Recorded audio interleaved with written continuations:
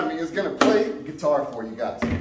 Let's talk about steep turns real quick. Actually, you know what? Let me leave the guitar on because I'm going to give you a couple pointers, and then I'm going to play a chord for you. And then I'll give you some more, and then I'll play an F chord, and then I'll play a C, and then I'll play a D, and then I'll play an E minor. Okay, check it out real quick. I just want to talk to you guys about stall recovery for those of you that have never flown or are flying for the first time in an airplane that has the engines mounted under the wings. Thrust application will result in nose-up pitching moment. So those of you coming from CRJ, those of you coming from Gulfstream, those of you coming from potentially a Beach Jet or a Hawker or the corporate 135 world or Part 91, or really any airplane that has the engines mounted on the tail, when you do your stall recovery now in the 320 or the 73, if you're training on one of these aircraft, keep in mind that thrust application results in a significant nose-up tendency. Now, why is that significant, Joe?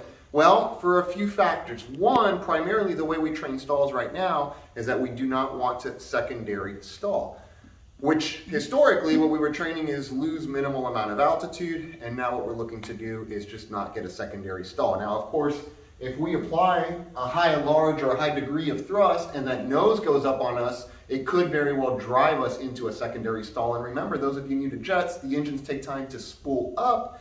So you may apply full thrust, not required by the way, but let's just say in the heat of the moment you go to full power, and now all of a sudden the engines take time to spool, but you lowered the nose, you're out of the stall, you think you're out of the stall, the engines spool up, the nose comes back up, and before you know it, you're driving yourself into a secondary stall, stick shaker, or in the case of a 320, maybe it would be something like a low speed stability and alternate law, or maybe an alpha prot. Man, all these things we talk about in our online video program. One step prep.